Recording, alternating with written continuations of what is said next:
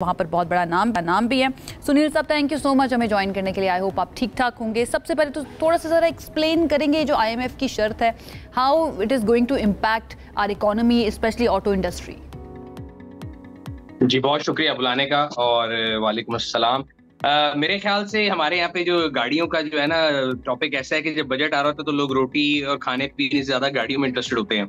तो IMF की जो शर्त है इसके बारे में भी हम पिछले 3-4 महीनों से टीवी पे देखते आ रहे हैं कि गाड़ियां सस्ती हो जाएंगी, 20-20 लाख, 30-30 लाख, 40-40 लाख। तो let me clear that for everybody कि ऐसा कुछ नहीं होगा। पहली बात तो ये है। एंड IMF का जो मकसद है वो हमारे अवाम को रिलीफ देना या लोगों के लिए गाड़ी सस्ती करना नहीं है। What they are advocating is कि पाकिस्तान ने, वो कहते हैं कि जी आपने दुनिया में फ्री ट्रेड होनी चाहिए, आपने अपनी ऑटो इंडस्ट्री को प्रोटेक्ट करके रखा हुआ है और आपको इसको दुनिया के लिए खोलना चाहिए कि इंपोर्टेड गाड़ी को भी खोल दें। तो अभी जो है मैं और आप अगर एक नॉर्मल पाकिस्तानी है, हम यूज कार इंपोर्ट नहीं कर सकते। सिर्फ वो लोग जो समंदर पार पाकिस्तानी है वो अपने घर वालों को गाड़ी भेज सकते हैं, गिफ्ट स्कीम में, ट्रांसफर ऑफ रेजिडेंस में या बैगेज में। इन 3 स्कीमों के तहत गाड़ियां आती हैं। तो अभी आपने इंट्रो में बताया कि वो कह रहे हैं कि commercial import of used car खोल दें। तो मकसद ये है कि एसेंशियली मैं और आप, कोई भी बंदा जो एक जो इदारा होगा गाड़ियां जो बेचने का इदारा, यूज्ड कार डीलर है, वो कमर्शियली तौर पे रजिस्टर करेंगे अपने आप को और गाड़ी को इंपोर्ट कर सकें, बजाय इसके कि उनको कोई एक्सपर्ट को ढूंढना पड़े। उससे इम्पैक्ट एक तो ये आएगा कि इंपोर्टेड गाड़ी जो है उसका आना मार्केट में इजी हो जाएगा और वो इंपोर्टेड गाड़ी कंपटीशन देगी लोकल गाड़ियों को, पहली चीज।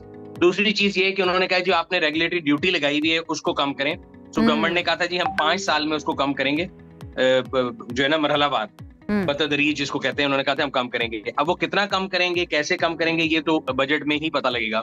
बट इससे कोई बहुत ज्यादा ये नहीं होगा कि जो आपकी लोकल गाड़ी है वो सस्ती हो जाएगी या इंपोर्टेड भी कोई रेल पेल हो जाएगी।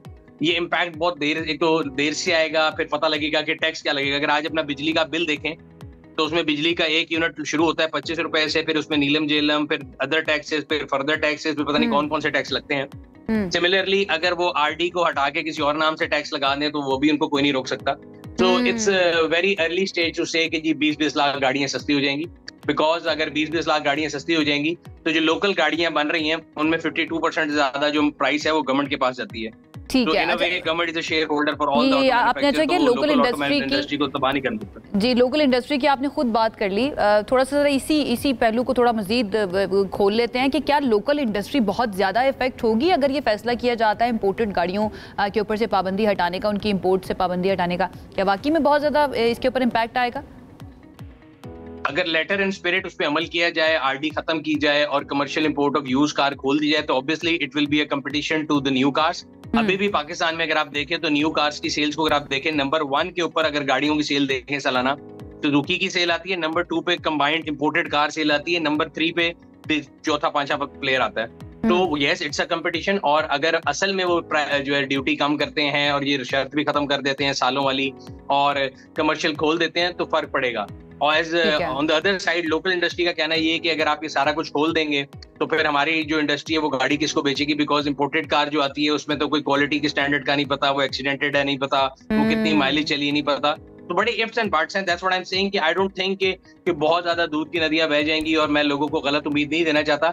आई डोंट थिंक कि कोई बहुत ज्यादा फर्क पड़ेगा। देखिए, एक आम सारिफ सुनील जो गाड़ी लेना चाहता है लेकिन वो राइट नाउ जो गाड़ियां इस वक्त अवेलेबल हैं जो पाकिस्तान में खरीदी जा सकती हैं वो अफोर्ड नहीं कर सकता, आपको नहीं लगता कि उनके लिए तो थोड़ा बहुत फायदा इस चीज़ में हो जाएगा कि वो यूज्ड गाड़ी, इंपोर्टेड गाड़ी खरीद सकते हैं? वो आप जो बात कह रहे हैं वो बजा, लेकिन कुछ हद तक कमी तो आएगी फिर भी गाड़ियों की प्राइसेस के अंदर।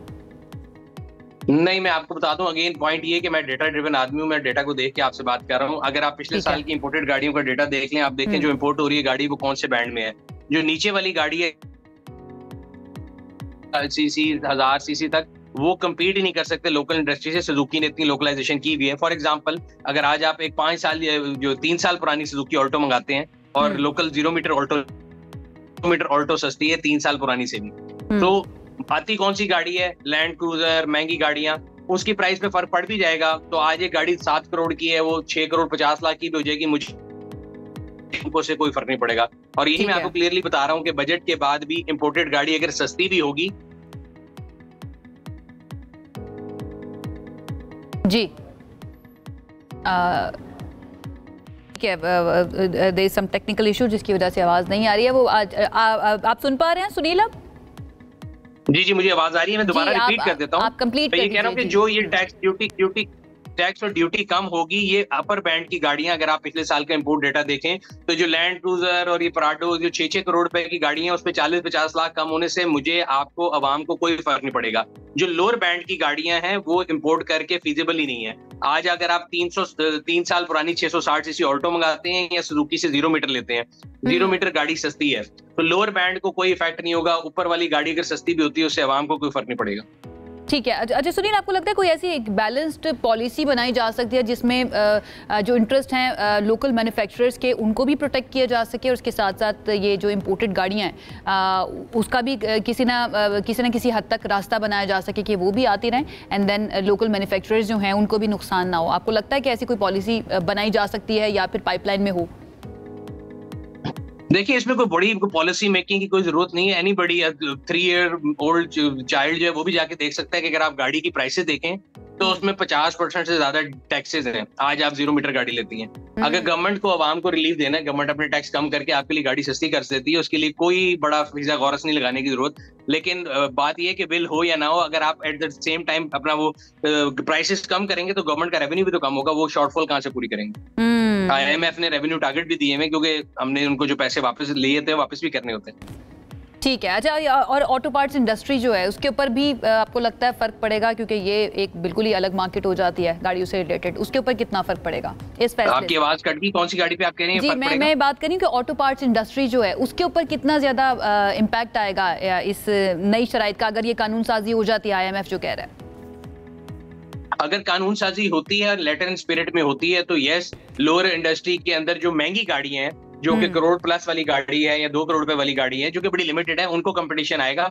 बाकी लोअर बैंड वाली गाड़ियां 1000 CC, 1200 CC, 1300 CC, 1500 CC, again a bad news from, but मैं सच बोलने की हमेशा बात करता हूँ कि 1500 सीसी तक वाले को कोई फर्क नहीं आने लगा। ठीक है। अच्छा, इन द एंड आपकी मौजूदगी से फ़ायदा उठाते हुए, ये जो सफ़ेद रंग की गाड़ियाँ होती हैं ये लोगों को बहुत ज़्यादा पसंद क्यों होती हैं?